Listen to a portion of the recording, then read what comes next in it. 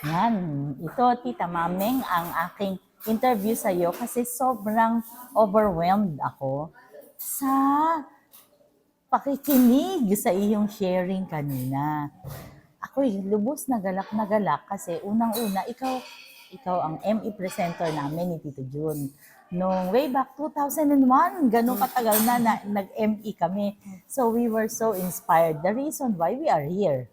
Di ba? Ngayon, sa solo naman ikaw nagtutok. How do you feel? And from that time on, sobrang tagal na, more than 20 years ago, how do you feel now? Ngayon po, ang pakiramdam ko, talagang binigay ko ang lahat sa Panginoon Diyos. Kaya yung pagpapatawad sa nangyari sa buhay ko, nandun talaga. May peace of mind ako. Tapos yung inspirasyon ko, ang HJM community, na in spite ng mga nangyaring pagsubok, mga karamdaman na dumating sa buhay ko, talagang naging malaking part sa akin ang HJM. Talagang grateful ako na napunta ako sa community na ito. Nadama ko ang kapatiran. Kaya grateful ako talaga at blessed ako na may community gaya ng HJM.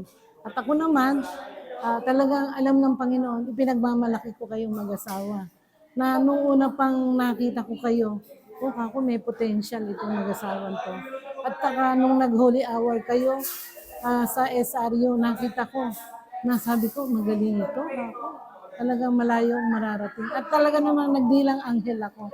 Dahil hindi lang ang narating nyo, hindi nakuha sa madali. Alam ko, dugo at pawis pinagpaguran ng spiritual na mabuting gawa. Nagtanim kayo talaga. At pinagmamalaki ko kayo talaga, Tito Jun, Tita Malo, na BSL kayo. Marami kayong natutulungan.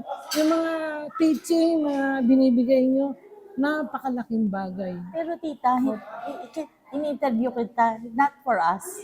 It's Alam for ko God. yun. Pero yun ang lumalabas sa puso ko, Tita This is Malo. all about this. Okay. Pero ako naman, sobrang overwhelmed kasi Tita Mameng is talaga namang Tita Mameng.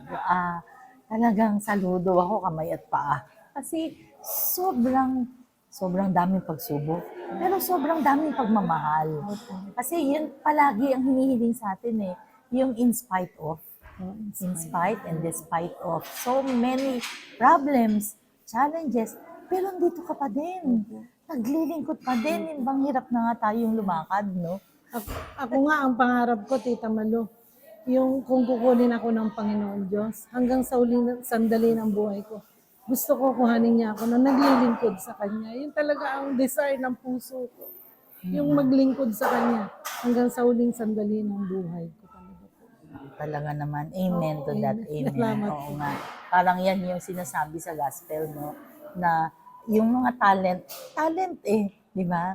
Actually, ngayon nga lumalabas na yung mga pagsubok natin sa buhay, ginagamit yan para mag-encourage tayo ng mga taong lalong lumapit sa Panginoon, di ba? Totoo po. Maging inspirasyon tayo. Yes, Na in yes. spite of, despite of the trials, narito pa rin tayo. Hindi tayo napunta sa lupang yung mabato na agad tayong gumigive up. Hindi tayo gumigive up.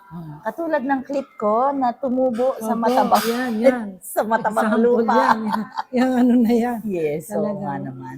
So, maraming salamat Tita Mami for allowing me to testify na ikaw na talaga yon. Ikaw ang example kung saan yung talent na sinasabi ngayong gospel na to, sa iyo nga, yung binhing tumubo katulad nito. Opo, yan.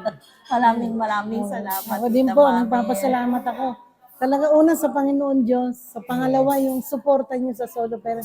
Nagbigay talaga kayo ng time. Kaya grateful ako. Talagang ibang klase itong shepherd namin na to. In spite ng Mahal mga namin kayo. busy schedule, binigyan mo kami ng time. Yes, Nandito kayong maraming Tito John. salamat. Maraming Yes, salamat. yes. Thank Tsaka you. sa mga ibibigay niyo pa sa amin, mga tulong sa solo parent. Yes. Ay, talagang excited kami. Yes. Totoo po yun. Yes. Maraming salamat. I love Thank you, you. Tita Malu. Thank you. God bless you. God bless. At saka yung family mo po. Salamat po. Thank you. Amen.